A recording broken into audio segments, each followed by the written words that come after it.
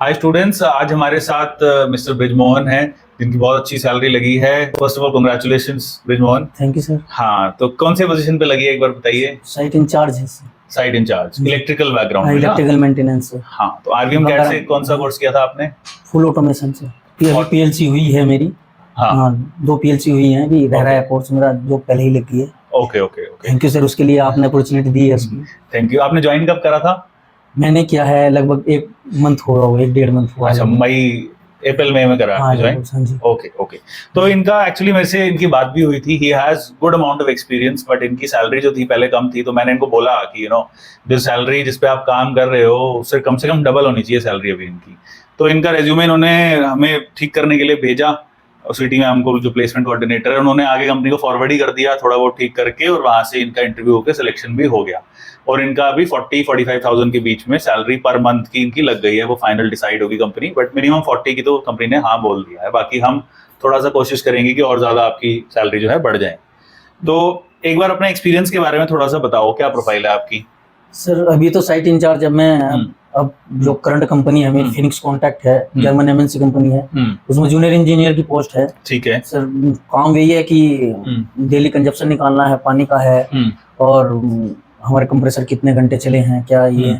और अब आई जो नई यहाँ पे है कि साइट इंचार्ज है, वहाँ पे सारा डाटा की monthly, weekly, per day consumption देना है कि जो वहाँ पे कोऑर्डिनेटर है उन्हीं को सारा कुछ करना है। ये तो आपका जो वर्क एक्सपीरियंस है वो एक मेंटेनेंस, यूटिलिटी मेंटेनेंस से ही स्टार्टिंग किया था मैं। सारा प्लांट मेंटेनेंस से रिलेटेड है। और प्लांट में यूटिलिटी मेंटेनेंस है, और प्लांट में मैं लास्ट उसमें गया, ये जो करंट कंपनी है उसी में गया था। प्लांट में 4 ईयर का एक्सपीरियंस है सर वहाँ पे। ये 4 ईयर का एक्सपीरियंस है, बट सैलरी तो नहीं बढ़ा रहे थे वो? सैलरी नहीं है सर, वो कोविड की वजह से कुछ नहीं, वो तो अभी भी नहीं बढ़ाई सैलरी। अभी इंक्रीमेंट हुआ है, उसमें भी सैलरी सही नहीं हुई थी। ओके, तो सर आपकी वैसे क्वालिफिकेशन क्या है? डिप्लोमा इन इलेक्ट्रिकल है सर। डिप्लोमा इन इलेक्ट्रिकल है जी। तो इलेक्ट्रिकल में डिप्लोमा के बाद मतलब कौन कौन सी फील्ड है जिसमें एक बच्चा काम कर सकता है?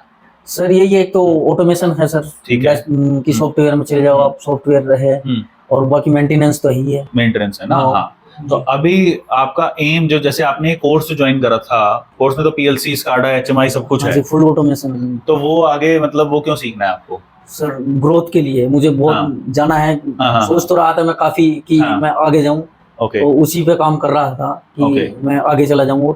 ये भी अपॉर्चुनिटी मिल गई। हाँ, ये तो मिल गई। कोर्स खत्म होगा, कोर्स खत्म होगा। मैं आप कह ही रहे हैं कि मैं आगे और पहुंचाऊंगा आपको। नहीं, अभी यही काम करना है अभी तो फिलहाल आपको, क्योंकि सैलरी ठीक मिल गई है। प्लस जो आप कर रहे हो उसको रिवाइज करते रहो, उसको और अपडेट करते रहो, राइट। और यहाँ पे ही काम ढूंढो ऐसा कि वो वाली स्किल जो नई आपने सीखी है। देखो, ये मेंटेनेंस लाइन में है, तो मेंटेनेंस जो होती है, जो एग्जिस्टिंग काम चीजें कर रही है, वो उसको मेंटेन करना हो गया। अब ऑटोमेशन में क्या है, नई चीजें बनाना, उसमें कोड डालना, कुछ असेंबली लाइन पूरी क्रिएट करना। तो यहाँ पे भी आप ऐसे ही प्रोजेक्ट लेना, और मिल जाएंगे आपको 100% ऐसे प्रोजेक्ट। और उसके बाद जब 1-1.5 साल हो जाता है, if you are not finding growth, then आप और कंपनीज में काम करो। अब तो स्टार्टअप्स में इतनी जरूरत है, क्योंकि क्या है, जैसे रोबोटिक्स फील्ड है जी। अब रोबोटिक्स में आप बताओ क्या क्या यूज आएगा। रोबोटिक्स में मैकेनिकल भी यूज आएगा, क्योंकि हाइड्रोलिक से चलता है। सॉफ्टवेयर भी यूज आता है प्रोग्रामिंग के लिए, और ड्राइव्स भी यूज आएगी, और इलेक्ट्रिकल मोटर्स भी यूज आती है। सारा मैकेट्रॉनिक्स की टीम काम करती है उस पर। तो you can get into a lot of fields. ठीक है, तो यहाँ सिलेक्शन कैसे हुआ, इसका थोड़ा इंटरव्यू के बारे में बताइए। सर आप ही ने अभी मैंने फॉरवर्ड किया था मैम को। उन्होंने पूछा क्या? हमने तो कर दिया, उन्होंने बुला लिया आपको। वहाँ पे क्या क्या पूछा? कि आप पहले तो मेरे साथ इंट्रोडक्शन पूछा कि आप कहाँ पे काम करते हो, कहाँ से बिलोंग करते हो। फिर नॉर्मली एसीबी वीसीबी उसके बारे में पूछा, ट्रांसफार्मर के बारे में पूछा, वो पैनल लास्ट बार आपने क्या ब्रेकडाउन हैंडल किया, कितना टाइम लगा उसमें। ओके, यही थे क्वेश्चन सर। अच्छा, ब्रेकडाउन वगैरह, ट्रांसफार्मर, ये सब चीजें। कुछ रिटन टेस्ट टाइप भी लिया कि सब वर्बल इंटरव्यू लिया? अच्छा, ठीक है। और वैसे आप रहने वाले कहाँ के हो? मैं मुजफ्फरनगर का रहने वाला हूँ, और अब बल्लभगढ़ में रहता हूँ सर। अच्छा, तो ये कंपनी तो कहाँ पे है? ये तो राजेंद्र नगर है सर। जो तो ये तो बहुत दूर पड़ेगा आपको, वहीं कहीं शिफ्ट होना पड़ेगा आपको मोस्ट प्रोबेबली। गंगाराम हॉस्पिटल में उनकी साइट है। तो करोल बाग, बिल्कुल राजेंद्र नगर, करोल बाग, गंगाराम सब वही वाला एरिया है ना, जहाँ आईएएस की कोचिंग होती है। हाँ, नहीं तो इसमें एक तो इनके रेज्यूमे में ना, इनका रेज्यूमे मैं भी देख रहा था, तभी मैंने पूछा है कहाँ से रहते हैं, मुजफ्फरनगर। यहाँ पे इन्होंने लास्ट में लिखा हुआ है कि कहाँ रहते हैं। आपको अपने रेज्यूमे में ऐसा नहीं करना, मैंने आपको भी बताया था। आपको यहाँ लिखना है, आपको होम टाउन नहीं लगना किसी को भी। आपको ये लिखना है आप कहाँ काम कर सकते हो, क्योंकि ये रेज्यूमे अगर कल को बैंगलोर जाता या पुणे जाता और लड़का मुजफ्फरनगर का है तो वो कहते हैं तो आ ही नहीं पाएगा काम करने के लिए, तो मुजफ्फरनगर में रहता है। आपको लिखना है शुरू में ही अवेलेबल टू वर्क, जहां पे भी आप काम करना चाहते हो। ऑल ओवर इंडिया कर सकते हो तो ऑल ओवर इंडिया लिख दो, तो उससे वहां पे रिजेक्ट नहीं होगा। क्या पता इतना अच्छा रेज्यूमे भी हो, सब कुछ हो, बट लोकेशन की वजह से रिजेक्ट हो गया, उनको पता ही नहीं है कि आप काम करना चाहते हो, तो वो लिखना है आपको कहाँ काम कर सकते हो। बाकी कुछ वर्क एक्सपीरियंस से रिलेटेड चीजें थी जो मैंने इनको टिप्स दिया। और कुछ आपको लगता है अभी कोर्स में क्या क्या चल रहा है आपका? सर HMI चलने वाली थी मेरी, HMI। पीएलसी कितना आसान है सीखने में, मतलब क्या है पीएलसी में? पीएलसी सही है सर अच्छी तरह समझाते हैं, अच्छी है। शशि सर जो है, अच्छा नहीं, बट कोई ऐसे पहले मेंटेनेंस लाइन में हो उसके लिए पीएलसी सीखना कितना मुश्किल है इन जनरल? सर थोड़ा टफ तो है, फिर सीखना चाहिए कि आगे ग्रोथ के लिए बहुत जरूरी है। पीएलसी का यूज क्या है?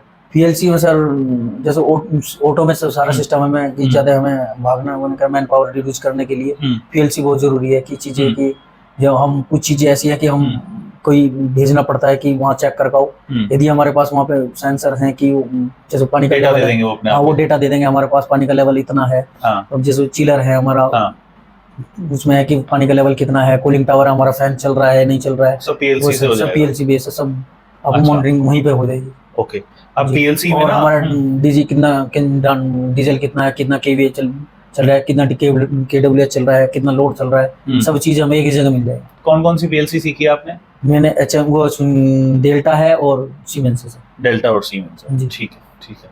तो अब इसके बाद HMI करोगे? HMI और VFD और ऑटोकैड, 3 चीज। स्काडा भी तो होता है ना? हाँ स्काडा भी है। हाँ सारा ही आपका तो ऑटोमेशन। हाँ ठीक है। तो देखो यहाँ पे जब RVM CAT पे स्टूडेंट एडमिशन लेता है तो सिर्फ आपको तो देखो कोर्स भी खत्म नहीं हुआ, पहली जॉब लग गई क्योंकि अपॉर्चुनिटी मिल गई, तो हम अपॉर्चुनिटी भी देंगे, आगे गाइडेंस भी देंगे, बाकी काम आपको करना है, राइट? कोई हमारे लिए कोई सजेशन, कुछ हमें कोर्स में चेंज करना है पीएलसी और ऑटोमेशन का जो कोर्स है? नहीं सर आप तो बेटर ही कर रहे हैं, अब मैं क्या सजेशन दूंगा? नहीं क्योंकि एज अ स्टूडेंट कुछ होता है ना सजेशन की, जल्दी बढ़ा रहे हैं, तेज बढ़ा रहे हैं, कुछ इसमें ऐड करना चाहिए। नहीं सही है। अच्छा हाँ, बट हम we will add IoT soon. IoT पता है आपको क्या होता है? IoT इंटरनेट ऑफ थिंग्स होता है। मतलब जो पीएलसी है जो आप कह रहे हो ना डेटा दे रही है, वो डेटा चेक कैसे करते हो आप?